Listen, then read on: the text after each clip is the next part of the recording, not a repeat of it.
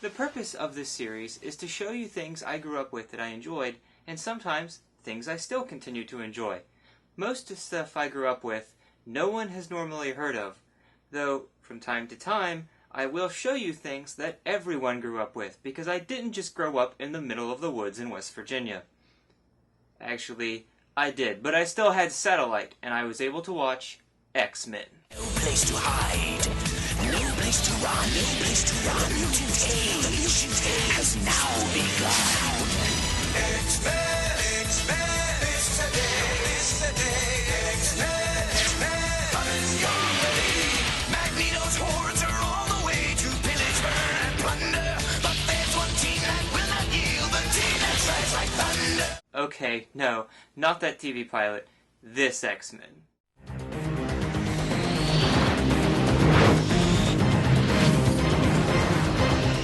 Yeah, that's the one. Before the show aired, there was a failed TV pilot from 1989 that they made into a VHS release called X-Men Pryde of the X-Men. This later spawned the X-Men arcade game. X-Men Arcade was a fun experience for its time, with the biggest reason to feed it quarters being it was 2 big video screens, along with 6 different kids able to play at one time.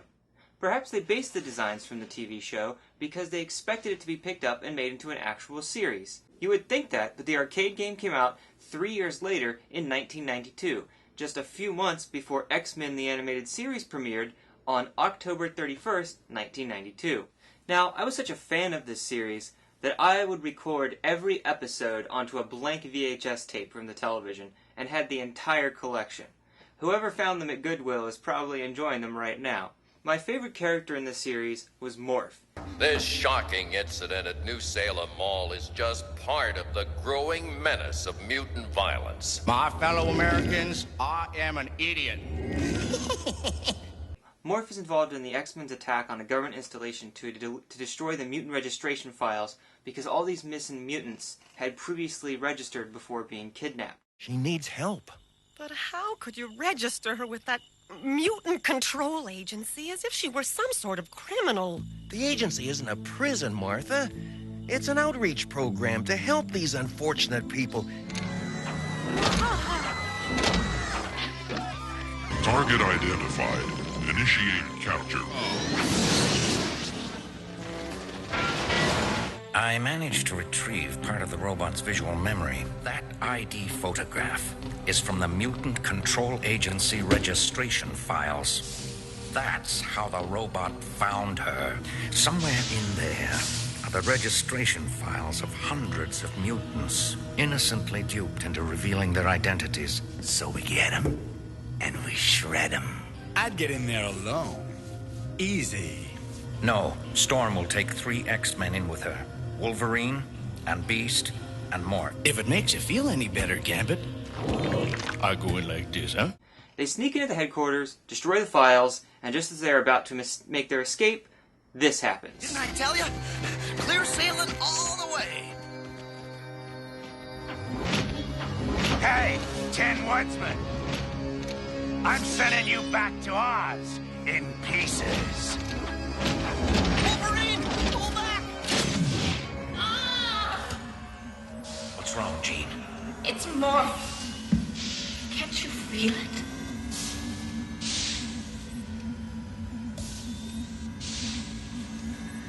Morph? I don't sense anything. Yeah, you saw that right. A character dies in a children's cartoon. You see, Morph was killed because they wanted to show everyone that this was a serious show. Morph was originally based on the character Changeling from the 70s.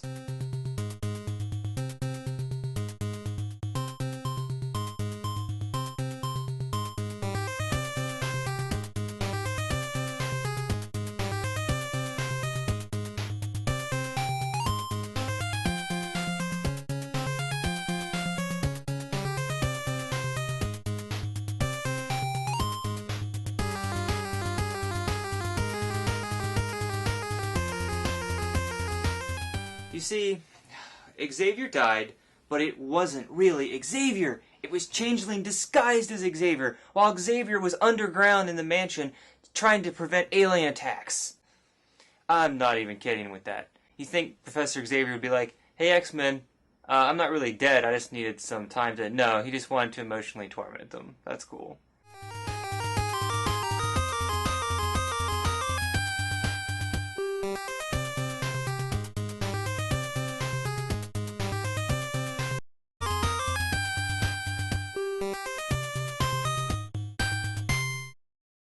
Anyway, Changeling's name was changed to Morph because DC Comics had the rights to Changeling, though he would later change his name to Beast Boy.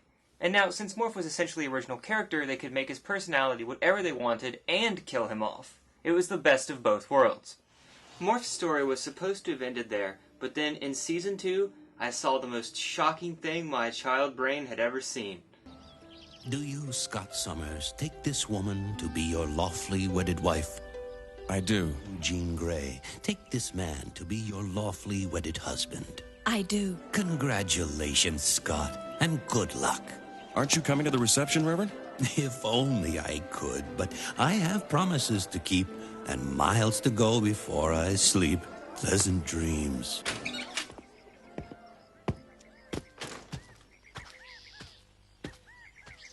Promises to keep. Promises to keep, my friend.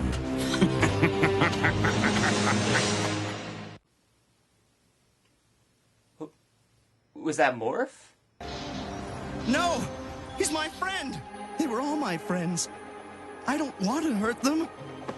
Ah! But why did they abandon me? Why did they leave me to die? Wolverine! Pull back! Why did they abandon me? Why did they leave me to die?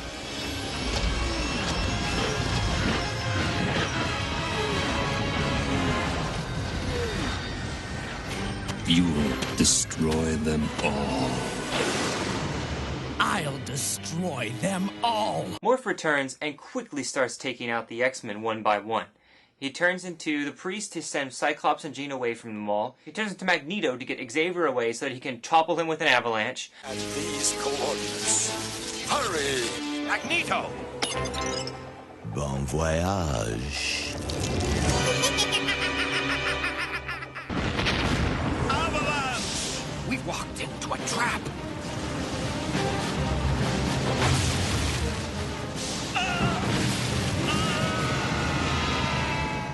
Tricks Gambit into thinking Rogue wants to kiss him so he'll be unconscious. What if I'd been lying about not being able to touch another human being? What if I could, if I wanted to? What's this supposed to mean to me? Come up to the rec room in 5 minutes and I'll show you. Or maybe you just want me to wake you up with a kiss.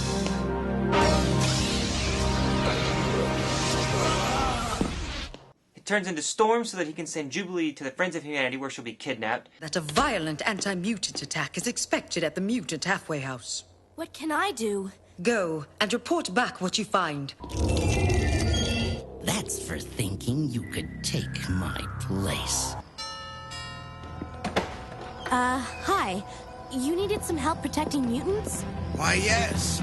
Won't you come in? and turns into a police officer so he can knock Storm into unconsciousness. If you want something done right, Fire on that mutant! Full energy! But, Captain... I said fire!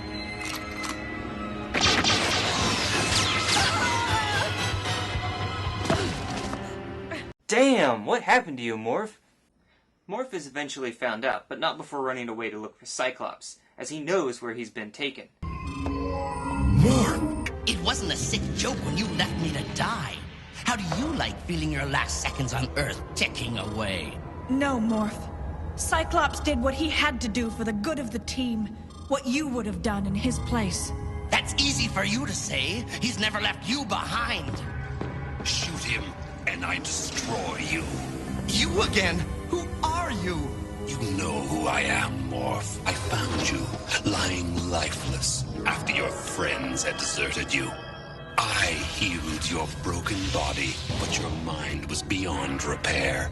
You gained two people, the one you would recognize as Morph, and the one who interested me, the one who wanted revenge on his betrayer.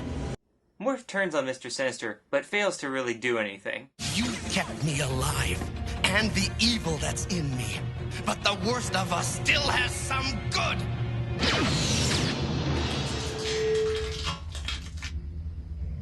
I should have let you die. Afraid he will hurt the X-Men, he runs away. The next episode, there's a subplot involving Wolverine tracking Morph because he wants to help him, but the evil side of Morph keeps attacking him until the good side takes over and runs away. In the two-part Season 2 finale, Morph calls the X-Men for help. My name's Murphy. Morph, what's wrong? Get away from here, now! But it's a trap and Jean is kidnapped. Morph comes to his senses at Mr. Sinister's base, but is quickly subdued. Morph's about to do something we might all regret. You still fight my control? Better to die an X-Man than to live as your slave! The X-Men follow Mr. Sinister to the Savage Land, a world where dinosaurs rule. Yeah, there's gonna be dinosaurs in every episode of my show, isn't there? Mr. Sinister triggers a device in Morph's mind to try to get him to kill Cyclops. Morph, no, don't fight it! You can't!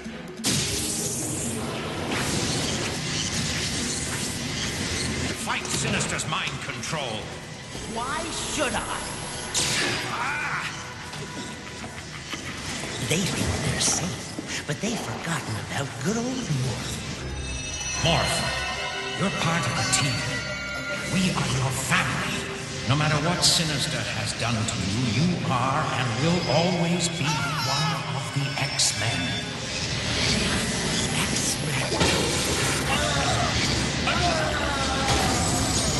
But Xavier is able to get into his mind and show him that he is still the X-Man that they taught him to be, and he is able to help him break free of Mr. Sinister's control forever. When we return home, I will be able to remove the device Sinister implanted in Morph. But removing the psychic damage will take longer. Morph makes 3 cameo appearances throughout the series, 2 on Muir Island to indicate that he's getting help, and 1 in when Jean and Scott actually do get married for real. Morph returns to the X-Men in Season 4's Courage. I don't believe it. Hiya, Wolverine. You should see your face. Looks something like this. It's good to have you back, kid. Wolverine, what is it? That smell. Oh no. Sentinels. Find anything? Nothing. Come on, let's beat it. It can't be.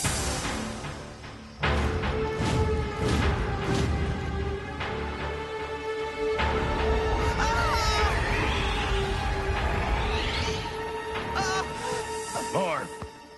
You knew. Yeah. Don't baby me. Either I'm on the team or I'm not. Morph is determined to prove himself, but when the time comes... There!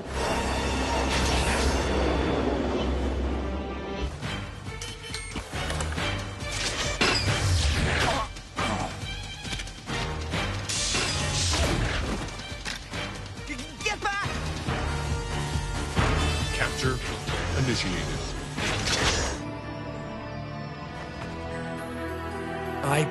I froze, Logan. Morph. And we're gonna catch them. All of us? No, Morph. We need you to stay here. Somebody has to remain in the war room in case the professor tries to contact us. I guess I can't blame you for not trusting me. Tell me all your secrets, even if I have to blow them out of you. Another set of coordinates? They're looking for the professor in the wrong place. You will never stop my children. That's where you're wrong. Morph, get out of here. We do not fear you. He heads to the Sentinels' base and is able to morph into every character and somehow take their powers.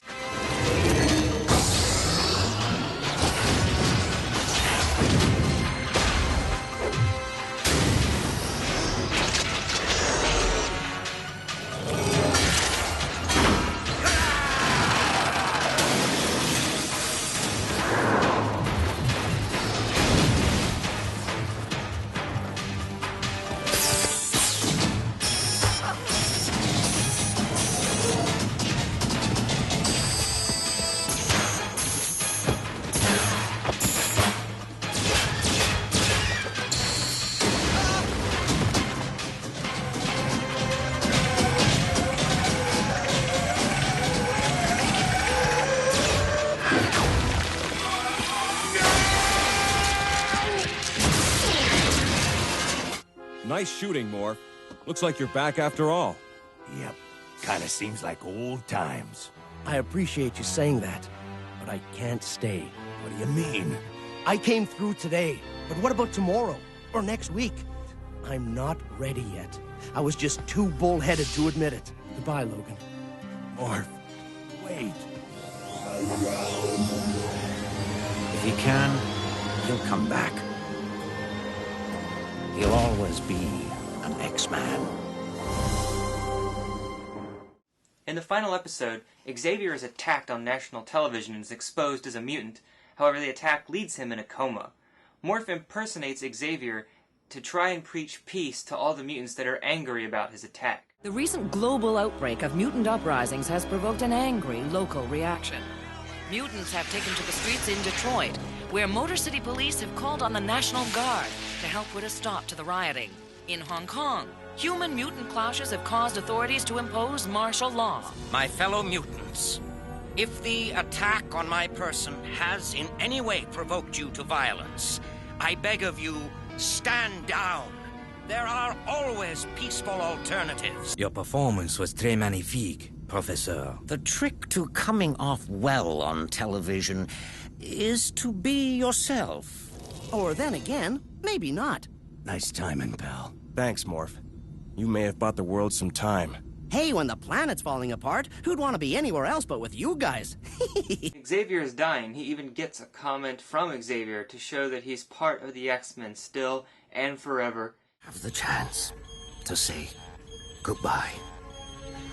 Morph, it's nice to see you all. In facing your fears, you have proven yourself truly an X-Man. And even when the series ends, he stands with the rest of the X-Men to show that he has come back and joined the X-Men once more. Though this was the end of Morph in the animated series, his character would live on. 5 years later, in 2001, Morph would be created for the comic book Exiles, a series that contained alternate dimension versions of Marvel characters. Though he had a new look, he had the same personality of his cartoon counterpart and became a popular character and is still alive in the comics world today. Now, X-Men was one of my favorite shows, so much that I remember a lot of it from memory. Standalone episodes that stand out in my mind are Rogue's Tale, where you learn the origin of Rogue and the life that she destroyed along the way, painting a very three-dimensional character story arc that was beyond anything on TV cartoons I had seen at the time. On the Spider-Man 90s TV show, there was actually a two-part crossover where Beast learns of the Brand Corporation trying to cure mutants. It is here that we learn Beast tried to cure his mutation, which is what turned him into the Beast that he is today. This storyline was also told in the Spider-Man comic book 3-issue miniseries and published in the daily newspaper strip written by Stan Lee, creating the first crossover media of its kind to have a story experienced in 3 completely different ways. Proteus involved Moira McTaggart's son, who ends up actually being one of the most powerful mutants in the world. His only goal is to see his father. His father, however, is running for the government on family values and has a wife and 2 kids now, and he's not intent on letting the world know that he had a son from not only a previous marriage, but is also a mutant. I had not seen anything tackle family values like divorce and neglectful fathers like this before. And speaking of other tackled subjects, religion. Another noteworthy episode was Nightcrawler. Nightcrawler preaches love and forgiveness, with Gambit playing the atheist, Wolverine questioning his beliefs, and Rogue wondering if they're ever true.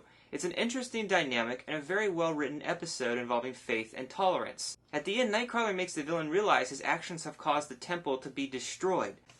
I have yet to see religion tackled in a cartoon this way before or since. Season 3 was a huge change, as it was a 2-part prologue of an alien attack that aired on prime time, a 5-part Phoenix saga, 5-episode intermission, and a 4-part Dark Phoenix story, all based on the comic book of the same title. Now, that's way too complicated to explain all those storylines, so I'm just going to go to the next episodes. My favorite episodes, however, are the Apocalypse 4-part Season 5 finale. Apocalypse tries to change time, and in doing so, needs every X-Men villain to help him. It's a massive crossover with everyone seen in X-Men up to this point, as well as some new ones, for a quest to save all of time itself. Just know that every X-Men villain and every X-Men hero that you've ever known shows up, so if you're a fan of the cartoon and never happened to see this, or a fan of the comic books in general, then you need to watch these episodes. So, how do the episodes hold up on DVD? Well, as I said, I had the VHS, but something was a little off when I watched these DVDs. Take this scene, for instance. Stupid jerk arcade manager. Hey! Watch where you're going. Us? What bug crawled up her shorts? There was some audio missing. They should have said, "I believe it's Youth Rogue," because she's actually responding to her question. And then in this scene... They feel great. Like anything else? Don't go away. I'll be right back. There was nothing. There was supposed to be a joke there. Gambit's supposed to run back, and she says, "Ooh, that was quick." Or something like that. And instead, nothing. I mean, was I going crazy? Was I, imagining stuff that never happened? Well, a quick search on the internet helped me realize that I was not going crazy about the X-Men. They had actually pushed it ahead to be aired quickly without being able to go over all the errors that they had found. They later cleaned up the errors for re-airing and also for the DVD release that I have right here. However, they never cleaned it up for the VHS copy that I also happen to have bought. So, to anyone else that got the DVDs and saw a lot of stuff that was missing, you were not going crazy. They actually fixed up some things for the DVD on the first 2 episodes. What bug crawled up her shorts? I believe it's called Youth Rogue. Well, call me irresistible.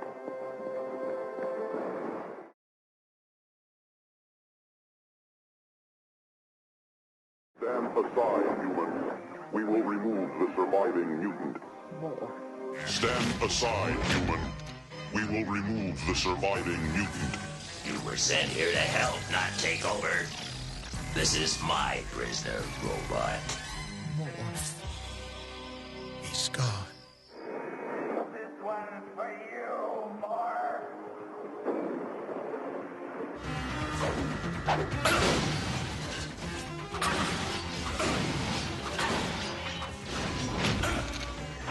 This one's for you, Morph. Some other major errors I realized. When Jubilee is kidnapped, she later appears in the ready room with everyone else. Magic?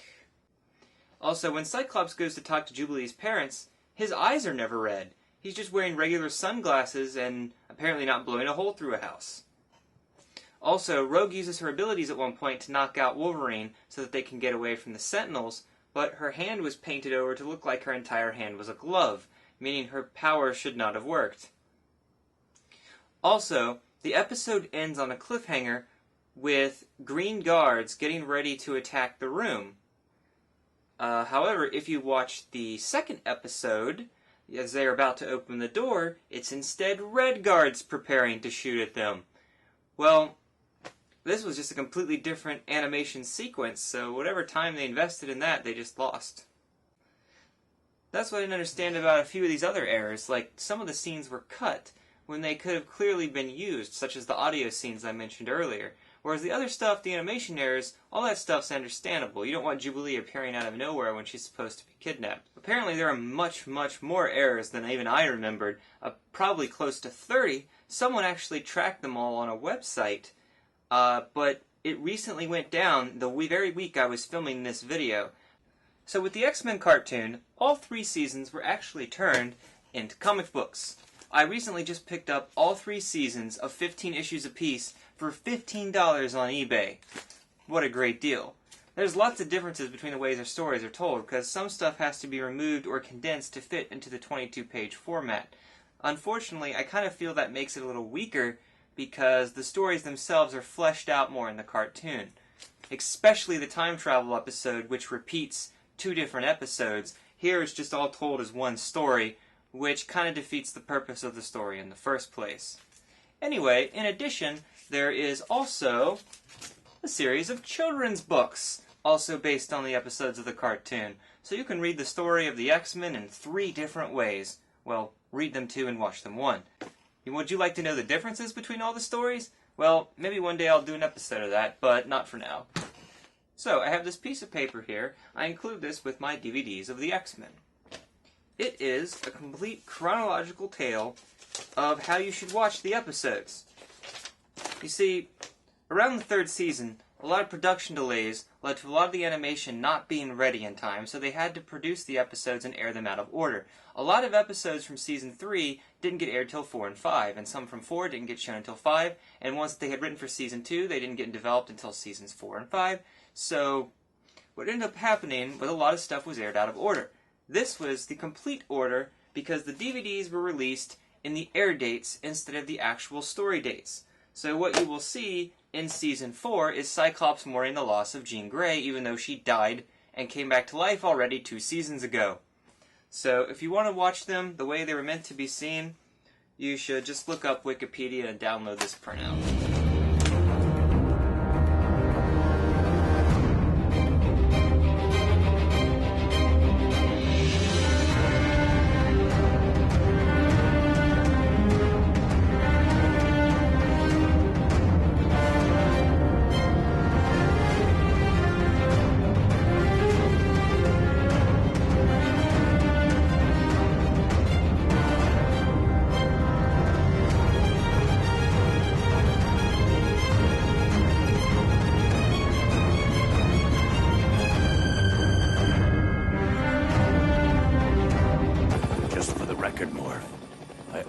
Knew in my gut you'd be coming back.